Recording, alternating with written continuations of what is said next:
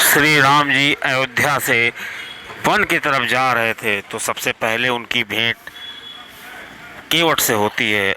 और केवट नदी पार कराने के बाद श्री राम जी से कहता है कि अब मुझे कुछ नहीं चाहिए। श्री राम जी ने उससे कहा भी, अंगूठी भी दे रहे थे, उसने मना कर दिया कि मुझे जितना मिल गया है उसमें वो बहुत है।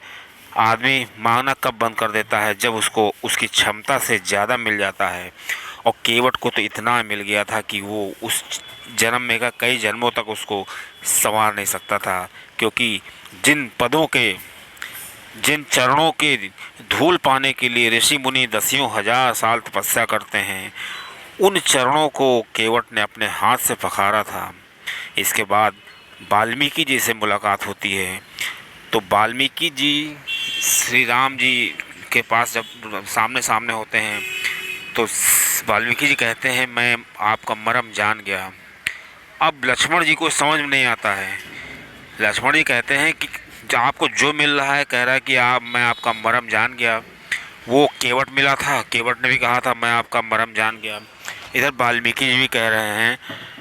तो जब श्री राम जी ने कहा ये चीज़ तो तुम वाल्मीकि जी से ही पूछो, तो जब श्री वाल्मीकि जी से पूछा श्री लक्ष्मण जी ने, तो उन्होंने बताया।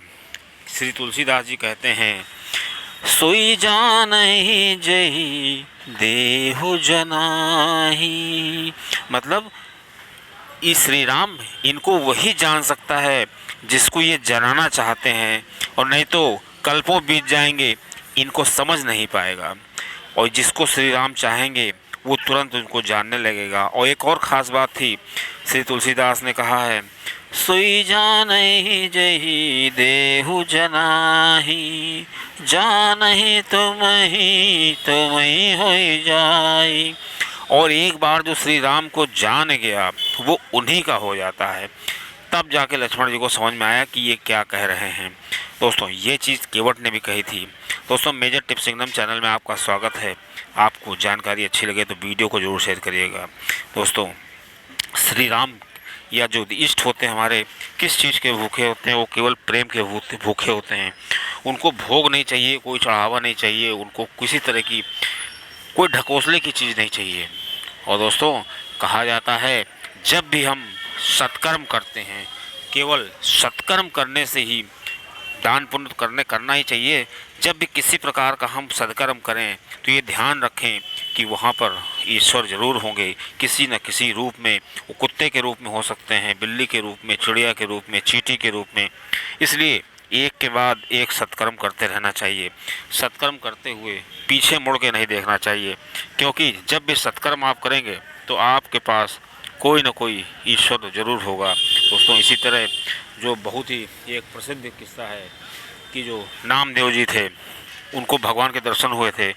बताया जाता है कि वो रोटी बना रहे थे और बहुत भूख लगी थी। जैसे उन्होंने रोटी बना करके रखी, वैसे ही एक कुत्ता आया और वो कुत्ता रोटी लेकर भाग गया।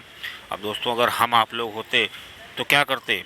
अगर कुत्ता रोटी लेके भागा है तो हम उस कुत्ते को मारने के लिए दौड़ते। लेकिन श्री नामदेव जी ने क्या किया? वो कटोरा, घी का कटोरा लेके भागे। उसने कहा, प्रभु कहाँ जा रहे हो? प्रभु, आप थोड़ा घी तो लगा लीजिए, आप सूखी रोटी कैसे खाएंगे? क्योंकि उनको उन कुत्ते के अंदर उनके इष्ट दिख रहे थे। उनको लग रहा था कि ये मेरे इष्ट हैं। दोस्तों, जब ये स्थिति आ जाती है आदमी की, तब जा कर के जो आदमी भक्त बन जाता है और उसको मोक्ष प्राप्त हो जाता है। यही हाल मीराबाई जी का था। मीराबाई जी को हर समय हर जगह अपने इष्ट ही दिखाई देते थे। दोस्तों, इस प्रकार श्री रामचरितमानस में जितनी बातें बताई गई हैं, एक एक लाइन में हजारों पेज लिखे जा सकते हैं और उनसे जीवन में बहुत कुछ सीखा जाता है और उनमें बहुत से रहस्य भरे हुए हैं। श्री तुलसीदास जी ने बताया है, जस तुम्हार मानस बिमल। मतलब एक मानस जो है एक सरोवर है। जैसे हम तालाब में, सरोवर में स्नान करते हैं तो उसमें डूबने का डर रहता है और हम डूब भी जाते हैं, लेकिन जो मानस सरोवर में स्नान करता है वो तर जाता है। जब हम किसी सरोवर में जाते हैं तो हमको वहाँ हंसों से मुलाकात होती है, और जब हम मानस रूपी सरोवर का आनंद लेते हैं, उसमें खो जाते हैं, तो हमें संतों के दर्शन होते हैं, और संतों के दर्शन बहुत ही दुर्लभ होते हैं। जब तक ईश्वर की कृपा नहीं होती है तब तक संत के दर्शन नहीं होते हैं। दोस्तों, इस प्रकार श्री तुलसीदास जी ने श्री राम जी के चरित्र का इस प्रकार वर्णन किया है कि उन्होंने उसका नाम रामायण ने रखा, श्री रामचरितमानस रखा। तो रामचरितमानस का मतलब है कि जो भी व्यक्ति इस मानस सरोवर का पाठ करेगा, उसको समझेगा, उसका अध्ययन करेगा, उसकी गहराई में जितना वो सुनता जाएगा उसको उतना वो गहराई में जाता जाएगा, और ये सब चीज़ें उसके चरित्र को इस प्रकार बना देंगी जो श्री राम